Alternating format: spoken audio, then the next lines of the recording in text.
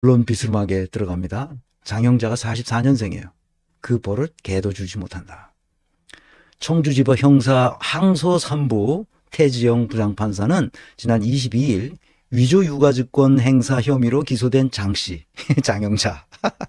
지금 80살이 넘었잖아요. 장영자가 44년생이니까. 장씨에게 무죄를 선고한 원심을 깨고 징역 1년 선고와 함께 법정 구속을 했다고 24일 밝혔어요. 이게 젊은 사람들은 잘 모를 텐데, 전두환 시대에 내가 한국은행에 있을 때인데, 독일로 유학을 가기 전에, 그러니까 전두환 정권이 무너지고 아니에요. 전두환 정권이 쿠데타로 자기가 정권을 잡고 그 초기, 80년대 초지. 이철이 장영자 사건이라고 어마무시한 사건이 일어났어요. 다 사기친 거죠. 장 씨는 2017년 7월 10일 서울 서초구 한 호텔에서 농산물을 공급받기로 모 업체 대표 A씨와 계약을 체결하고 154억 2천만 원의 위조 수표를 선급금 명목으로 건넸어요. 그래서 3천만 원을 자기가 받았어요. 선급금 명목으로 수표를 준 거지. 근데 그게 위조 수표야. 빵원인데 그 대신 3천만 원을 받았다는 거야. 3천만 원을 받은 거지. 태 부장 판사는 3천만 원을 누가 받았냐면 그 A씨가 받았다는 거야. A씨. 현금으로 3천만 원을 받은 거지. 태 부장 판사는 원심은 이 사건으로 피고인이 얻은 이익이 없으므로 수표 위조 여부를 몰랐을 것이라고 판단했으나 피고인은 당시 계약을 체결하면서 A씨로부터 이행 보증금 3천만 원을 지급받은 뒤 돌려주지 않았다고 짚었다.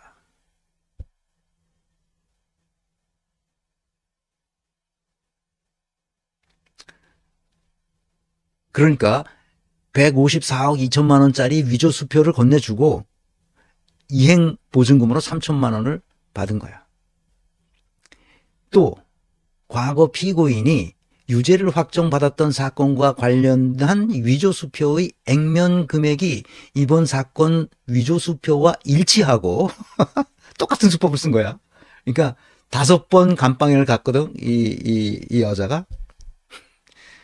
그러니까 수표 번호도, 일련 번호도 과거 사건 위조 수표와 연속된다며 타인에게 위조 수표를 건네 현금화하도록 하는 방식 등 범행 수법도 비슷하다. 그러니까 위조 수표를 만들어가지고 다른 사람한테 인심 써. 몇백억씩 인심을 써. 그리고 돈 받아. 이 보통 여자 아니야. 내 얘기는 뭐냐. 자기가 한번 생긴 버릇은, 어렸을 때부터 생긴 버릇은 고쳐지지 않는다는 거예요. 김건희의 버릇 고쳐지겠습니까? 지금 무슨 꿍꿍이를 할지 모르지.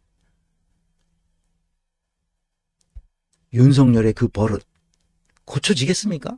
그 최강욱이 말하잖아. 윤석열하고 5분만 대화해보면 이놈이 어떤 놈인지 누구라도 알 수 있다. 5분만 대화해보면 안 되는 거야. 근데 5분 아니라 면접을 본 조국은 못 알아봤어.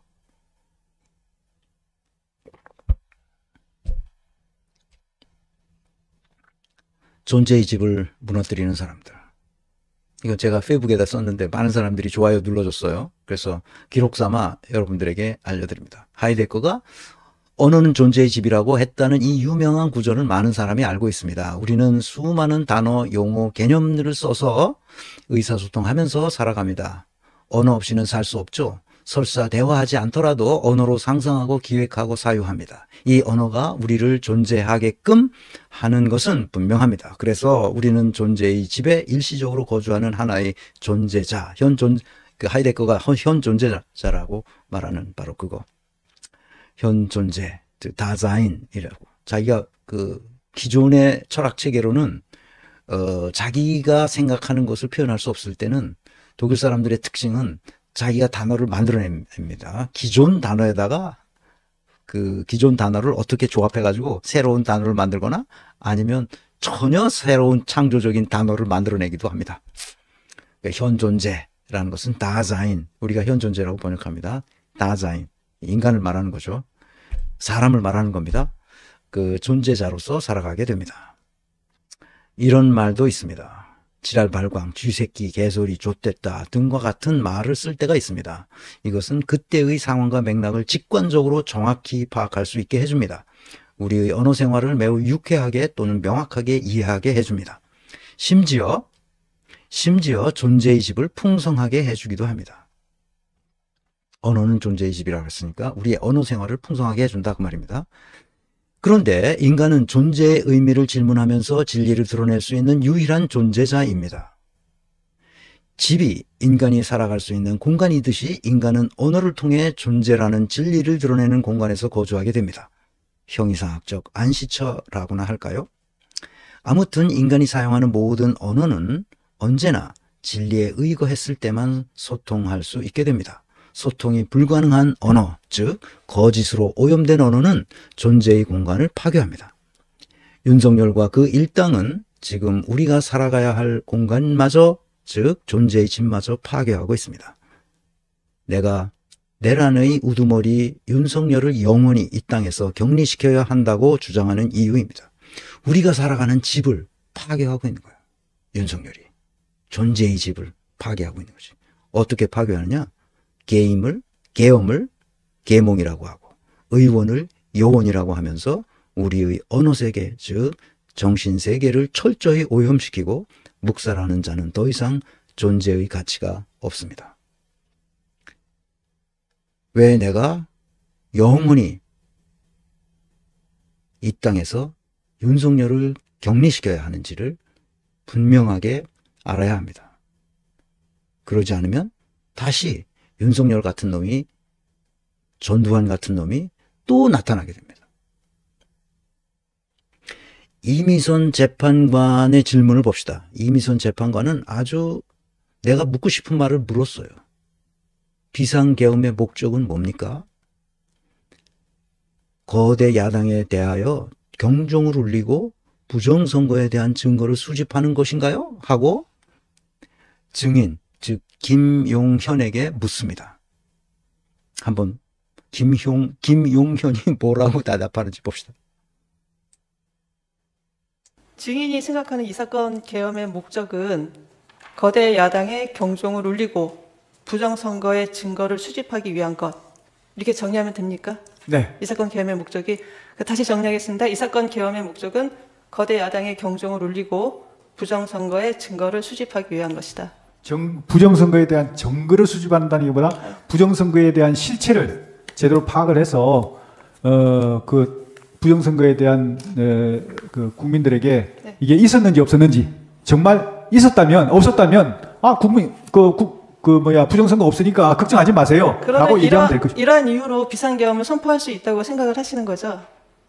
그러니까 이러한 목적을 위해서 비상계엄을 선포할 수 있다, 이렇게 생각을 하시는 거죠? 그 비상계엄 요건은 네. 대통령님께서 판단하시는 것이기 때문에 알겠습니다. 그 요건에 대한 것은 대통령님 몫이라고 생각합니다. 그 국가비상입법기구 아까 말씀을 하셨는데, 그 입법 권한을 실행할 기구를 아마 생각을 하신 것 같아요. 네. 네, 그게 그러면은 그 5공화국 당시에 국가보위입법회의 하고 좀 같은 성격으로 보면 되겠습니까? 아닙니다. 그거하고는 전혀 다릅니다. 이거는 그럴 것 같으면 제가 국무총리나 그런 분한테 이걸 주지 왜 기재부 장관에게만 줬겠습니까? 기재부 장관에게 준 것은 기재부 장관이 할 수 있는 역할을 하라는 거거든요.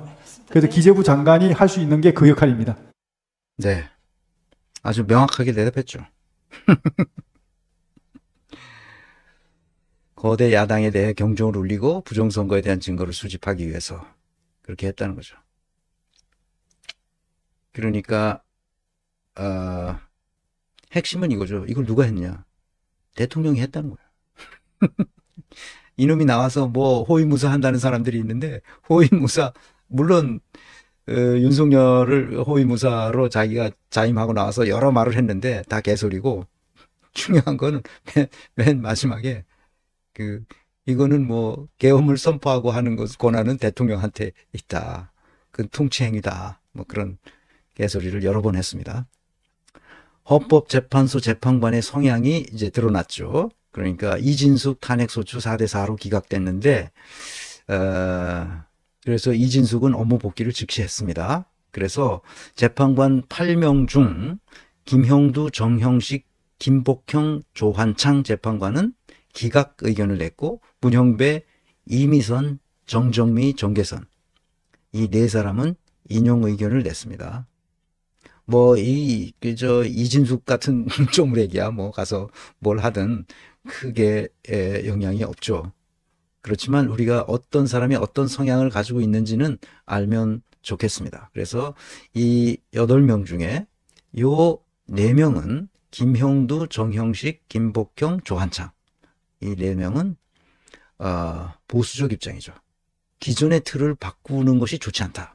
이런 입장이고 요 4명은 문형배, 이미선, 정정미, 정계선 이 4명은 이제 좀 진보적인 입장이죠. 기존의 틀은 바꾸는 것이 좋다. 이런 입장에 서 있는 사람들이라 할 수 있겠습니다. 뭐 그냥 그렇다는 겁니다. 뭐 특별히 제가 언급할 거는 없고요. 그렇지만 이것을 윤석열 파면에는 이렇게 되지는 않을 것이다. 그렇게 생각합니다.